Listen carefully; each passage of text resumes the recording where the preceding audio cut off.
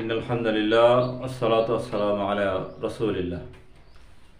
সম্মানিত দর্শক বন্ধু, আমরা আপনাদেরকে স্বাগত জানাচ্ছি রমজান শীর্ষক আলোচনার এই পর্বে। আমরা এ পর্বে আলোচনা করব কোরআন তেলাওয়াতের ফজিলত, রমজানের সিয়াম, তারপরে রমজান মাসের ফজিলত, সিয়ামের ফজিলত, সালাতুল লাইলের ফজিলত অর্থাৎ তাহাজ্জুদ তারাবি যেটাই বলি না কেন আমরা আলোচনা করেছি। এবারে আলোচনা হবে কোরআন তেলাওয়াতের ফজিলত। কারণ আল্লাহ রাসূল বলছেন, আল কোরআন হুজ্জাতুন লাক আও আলাইক, কোরআন তোমার পক্ষে অথবা বিপক্ষে সাক্ষী হয়ে যাবে। কোরআন তোকে সুপারিশ করে জান্নাতে নিয়ে যাবে, আর না হলে কোরআনের সুপারিশে তুমি জাহান্নামী হয়ে যাবে। কারণ কিয়ামতের মাঠে কোরআন আল্লাহর দরবারে মামলা দায়ের করে দিবেন, বলবেন ইন্না হাযাল কওমি ইত্তাখাযু মাহজুরা।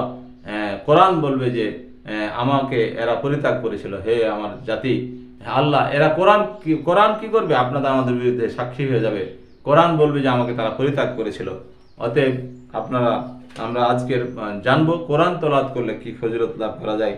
তো এর উপরে আল্লাহ রাব্বুল আলামিন নিজেই বলেছেন, সূরা আল ফাতিরের 29 এবং 30 নম্বর আয়াতে বলছেন, ইন্নাল্লাযীনা ইয়াতলুনা কিতাবাল্লাহ, যারা আল্লাহর কিতাব কি করে, তেলাওয়াত করে, ওয়া আকামুস সালাহ, এবং সালাত প্রতিষ্ঠা করে, ওয়া আনফাকু মিম্মা রাযাকনাহুম, এবং খরচ করে আমি যা রিজিক তাদেরকে দিয়েছি সেখান থেকে খরচ করে, সিররা ওয়া আলানিয়া, সেটা গোপনেও দান করতে পারে অথবা প্রকাশ্যেও দান হতে পারে।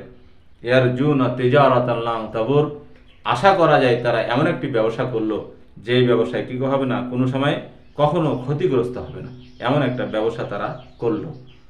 কারণ আল্লাহ তাদের কর্মের পূর্ণ প্রতিদান দিবে।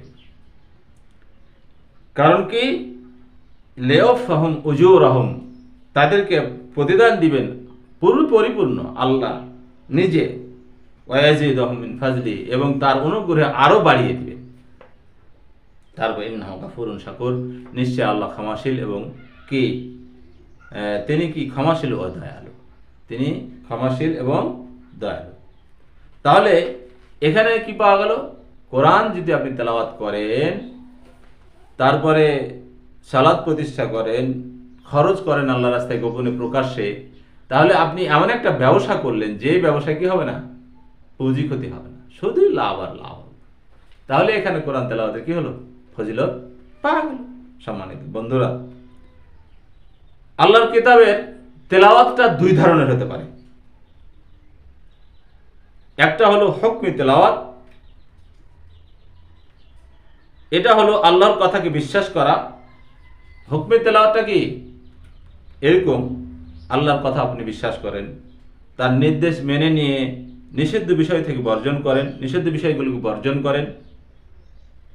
বর্জন করে কিতাব তথা আল কোরআনের সকল হুকুম আহকাম বাস্তবায়ন করা, এটা হলো হুকমি তেলাওয়াত। তারপরে দ্বিতীয় প্রকার হলো শাব্দিক তেলাওয়াত।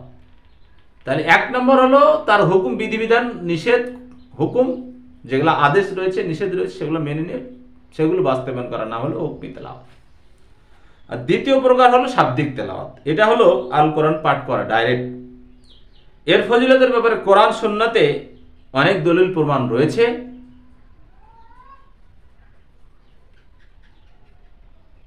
কোনটা রয়েছে পুরো কোরআন তেলাওয়াতের উপরে, কোনটা রয়েছে নির্দিষ্ট সূরা তেলাওয়াতের উপরে। বিভিন্ন হাদিসে কোরআনে বিভিন্নভাবে কি করা হয়েছে, কোরআন তেলাওয়াতের প্রতি উৎসাহিত করা হয়েছে।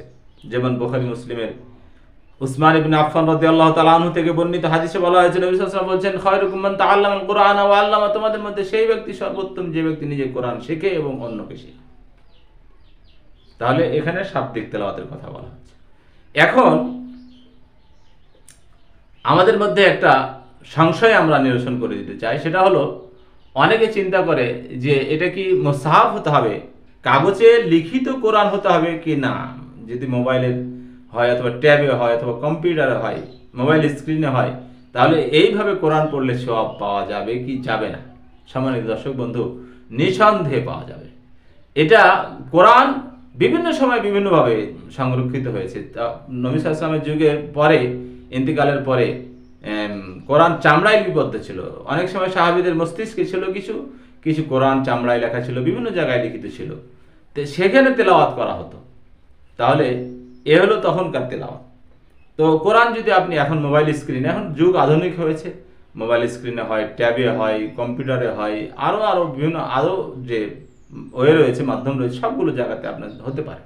যেখান থেকে হোক না কেন আপনি যেভাবে তেলাওয়াত করেন, কোরআন তেলাওয়াতের হুকুম আপনি পাবেন, সওয়াব পাবেন, কোনো সন্দেহ নেই। তারপরে বুখারী মুসলিমে আরো বর্ণিত হয়েছে, আয়েশা রাদিয়াল্লাহু তাআলা আনহা থেকে বর্ণিত, তিনি বলেন রাসূল সাল্লাল্লাহু আলাইহি ওয়াসাল্লাম বলেছেন, আল মাহিরু বিল কোরআন, আল কোরআনের দক্ষ ও পণ্ডিত ব্যক্তিবর্গ কি হবে?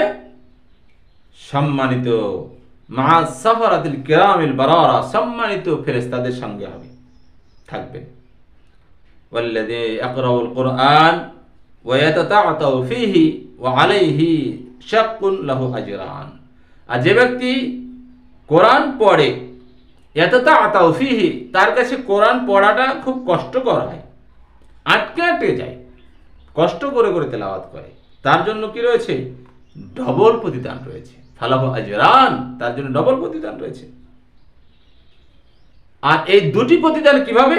একটা হলো তেলাওয়াতের, আর দ্বিতীয়টি হলো পাঠকারী কষ্ট হচ্ছে তারপরে পড়ে, চেষ্টা তো করে, চেষ্টা করার জন্য আল্লাহ রাব্বুল আলামিন তাকে কি করবেন? স্পেশালি সওয়াব দান করবেন।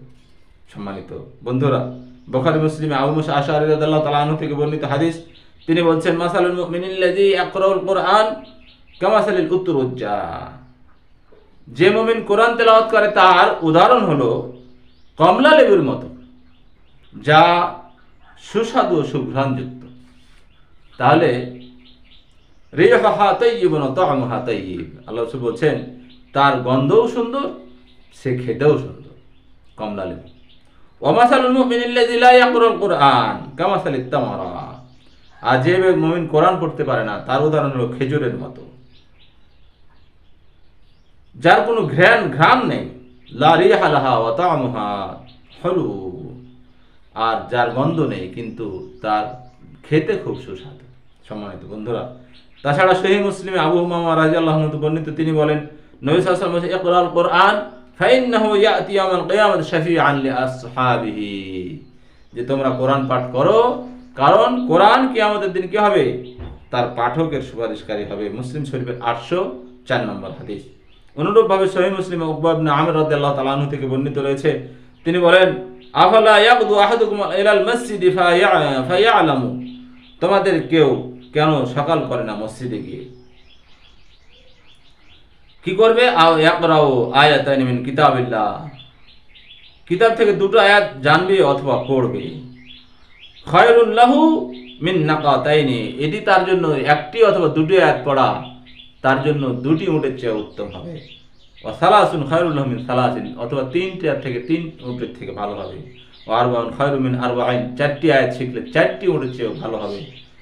ওয়া মিন আ'দাদিহিন্না মিনাল ইবিল, শুধু উটই নয়, এভাবেই তিনি সংখ্যক উল্লেখ করতে থাকলেন, তিনটি থেকে চারটি আয়াত উষ্টি থেকে উত্তম, আর শুধু উষ্টিই নয়, বরং একই সাথে সমসংখ্যক উট লাভ করা থেকে তা উত্তম হবে। সম্মানিত দর্শক বন্ধু, তাহলে এভাবে করে ফজিলত অনেক রয়েছে কোরআন তেলাওয়াতের। তাহলে আমরা আরেকটি হাদিস বলেই শেষ করছি, মান করা হারফান ফিন কিতাবিল্লাহ ফালাহু বিহি হাসানা, যে ব্যক্তি কোরআন তেলাওয়াত করে তার জন্য কি রয়েছে? একটি নেকির অক্ষর পাঠ করলে তাকে একটি নেকি দেওয়া হয়, প্রদান করা হয়। ওয়াল হাসানু বিআশরি আমসালিহা, আর নেকি 1 থেকে 10 গুণ পর্যন্ত বাড়িয়ে দেওয়া হয়, আর প্রতিটি নেকি 10 গুণ বৃদ্ধি করা হবে। তাহলে